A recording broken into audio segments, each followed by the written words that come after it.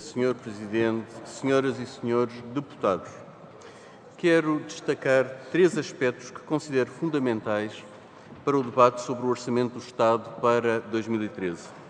Funcionamento de estabilizadores automáticos e resultados orçamentais, a credibilidade do processo de ajustamento orçamental em 2013 e, finalmente, a credibilidade da programação orçamental de médio prazo em Portugal. Muitos dos comentários à execução orçamental em 2012 têm conseguido combinar a estridência com a inconsistência. Por um lado, é dito que o Governo falhou a execução orçamental em 2012, que a receita fiscal e as contribuições para a segurança social diminuíram e que as despesas sociais aumentaram. Por outro lado, defende-se que o Governo tem uma fixação perigosa no cumprimento de objetivos nominais e que, na atual situação, os estabilizadores automáticos devem funcionar plenamente. Ora, os estabilizadores automáticos orçamentais não são mais do que as variações das receitas e das despesas públicas que ocorrem em resultado da evolução da realidade macroeconómica. Exemplos relevantes são a diminuição das receitas fiscais por diminuição do consumo ou da massa salarial. Um outro exemplo é o do aumento das prestações sociais por aumento do desemprego. Foi isso que aconteceu em 2012. As atuais estimativas para a execução orçamental em 2012, incluídas no relatório do Orçamento do Estado para 2013, indicam que as alterações na composição da atividade económica observada em 2012 explicam cerca de 80% do desvio total da receita fiscal, cerca de 75% do desvio da execução das contribuições para a segurança social e cerca de 50% do desvio das despesas com o subsídio de desemprego. Assim, e apesar do controle sobre a despesa pública, que ficou significativamente abaixo do orçamentado, tornou-se claro que o cumprimento do limite de 4,5% do PIB para o déficit em 2012 exigiria medidas de consolidação orçamental adicionais de montante muito elevado. Tais medidas teriam contrariado o funcionamento dos estabilizadores automáticos, penalizando deste modo a atividade económica e o emprego.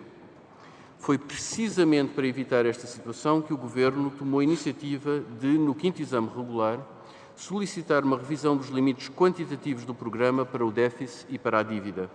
De facto, a revisão do limite para o déficit em 2012 de 5% para 5% do PIB, juntamente com a inclusão da receita da concessão da ANA no apuramento do déficit, corresponde a permitir o funcionamento parcial dos estabilizadores automáticos em 2012. A proposta de revisão do limite foi feita pelo Governo português, foi aceita pelos credores oficiais. Resultou da ponderação entre os benefícios para a estabilização decorrentes do funcionamento dos estabilizadores automáticos e a necessidade de garantir o financiamento externo e a sustentabilidade da dívida pública portuguesa. Também a proposta de lei do Orçamento do Estado para 2013 tem motivado variadas críticas. Questiona-se, por exemplo, o realismo do cenário macroeconómico. Duvida-se da execuibilidade das medidas propostas, diz-se ter ultrapassado o limite do que é razoável. A crítica é ruidosa. As alternativas dependem, no entanto, de mecanismos fantasiosos ou da benevolência imaginada de terceiros. O orçamento proposto é exigente, mas apenas assim poderemos continuar a corrigir os desequilíbrios acumulados nas últimas décadas e abrir caminho para um período de estabilidade. É decisivo assegurar a sustentabilidade da dívida pública. Os últimos anos conduziram-nos do excesso de endividamento a uma crise de financiamento externo. No último ano, fizemos progressos muito significativos na eliminação do desequilíbrio externo. De acordo com o Boletim Económico do Banco de Portugal, o saldo da balança corrente e de capital atingirá 4% do PIB em 2013, refletindo um ajustamento de mais de 10 pontos percentuais do PIB em poucos anos. Passaríamos, assim, para uma situação de significativa capacidade de financiamento externo. Não obstante, o orçamento para 2013 é também um orçamento prudente. O desenho das medidas propostas A previsão das receitas fiscais e a construção do cenário macroeconómico têm em conta o padrão de ajustamento da economia portuguesa verificado em 2011 e 2012. Houve o cuidado de garantir uma distribuição equitativa no esforço de ajustamento e de proteger as famílias com mais baixos rendimentos. De resto, o orçamento determina, sem margem para quaisquer dúvidas, uma maior equidade na repartição dos encargos públicos, tanto entre o setor público e privado, como entre rendimentos do trabalho e rendimentos do capital. Não podemos, no entanto, minimizar incertezas internas e externas. Os desafios que se colocam ao projeto europeu e a evolução das tensões em Espanha condicionam o processo de ajustamento português. Realço que, de acordo com os dados hoje divulgados, a área do euro entrou em recessão no terceiro trimestre de 2012. Para esta evolução europeia, em muito contribuiu a conjuntura na Espanha, na Itália e na Holanda. Esta é uma realidade que não podemos ignorar. É preciso ainda reconhecer que, em situações de crise, as previsões macroeconómicas tendem a ser menos precisas em termos qualitativos e em termos quantitativos. É, então, exigido um esforço de adaptação permanente. Foi o que fizemos em 2012, com boa aceitação por parte dos nossos credores oficiais e dos mercados financeiros. Além das incertezas externas, as fragilidades estruturais de Portugal não podem ser ignoradas.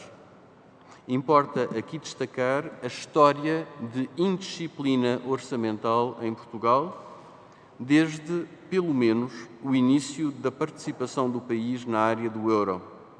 Neste período, as finanças públicas portuguesas caracterizaram-se por déficits persistentes e, desde 2005, por um rápido aumento do peso da dívida pública no PIB. Este problema manifestou-se, por um lado, em previsões irrealistas e genericamente otimistas, tanto a nível do produto como do déficit orçamental.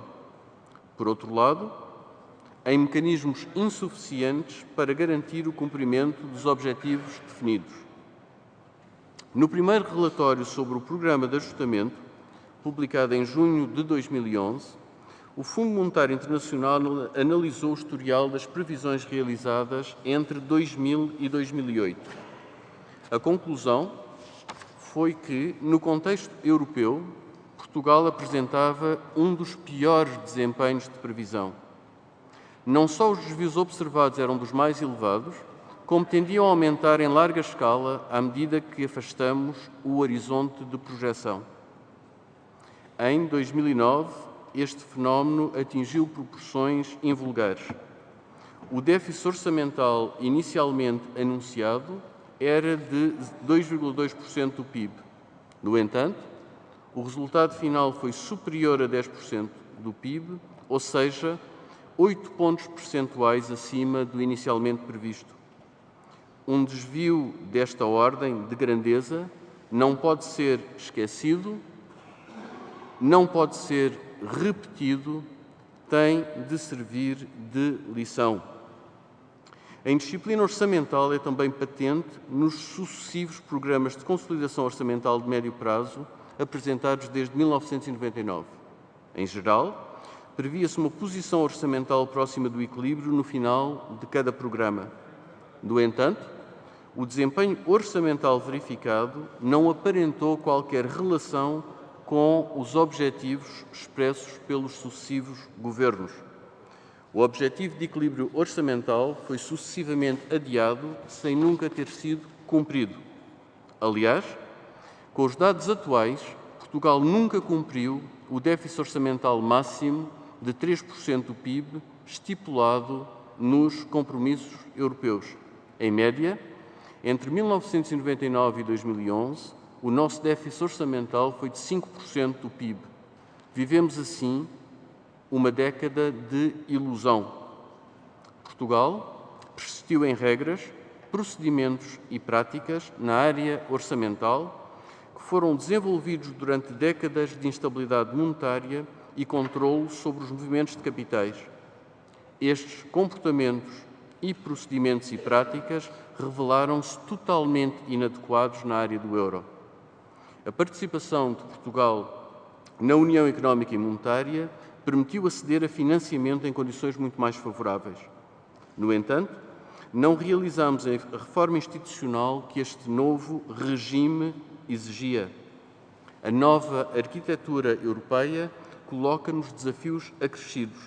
Recordo que, ao abrigo do Tratado de Estabilidade, Coordenação e Governação, Portugal terá de atingir um déficit estrutural de, no máximo, 0,5% do PIB no médio prazo. Este é um objetivo muito exigente e que foi subscrito pelos três maiores partidos portugueses, o PSD, o PS e o CDS. Ao longo de 2012, tomamos medidas muito importantes em matéria de reforma das instituições orçamentais. É o caso da criação do Conselho de Finanças Públicas e da aprovação de um quadro plurianual de programação orçamental. Até ao final do ano, serão revistas as leis de finanças regionais e locais e a lei de enquadramento orçamental. Para 2013, destaca a reforma do Ministério das Finanças. No final de 2014, Portugal concluirá o ajustamento orçamental previsto no programa. Em apenas 4 anos, serão executadas medidas de consolidação orçamental no valor de cerca de 25 mil milhões de euros, ou seja, aproximadamente 15% do PIB. Este é um esforço sem precedente na nossa história recente. Se formos bem-sucedidos, este será um resultado demasiado importante para ser perdido. Só a criação de bases institucionais robustas permitirá garantir a manutenção durável do equilíbrio. A reforma do processo orçamental é assim determinante para o desempenho das contas públicas e, consequentemente, para restaurar a credibilidade das finanças públicas portuguesas. Esta alteração institucional tem, aliás, sido recomendada por instituições internacionais, como a Comissão Europeia e o Fundo Monetário Internacional, assim como por organizações nacionais, como o Conselho de Finanças Públicas e por diversos académicos. Como demonstrado em vários países europeus, finanças públicas credíveis são uma base para o crescimento sustentado. Num primeiro horizonte, tal passa por definir objetivos realistas e cumpri-los. Este é o esforço que temos vindo a desenvolver. Num segundo horizonte, passa por instituir um processo orçamental que garanta o crédito público e promova a estabilidade macroeconómica necessária para o crescimento sustentado e a criação de emprego. Muito obrigado, Sr. Presidente.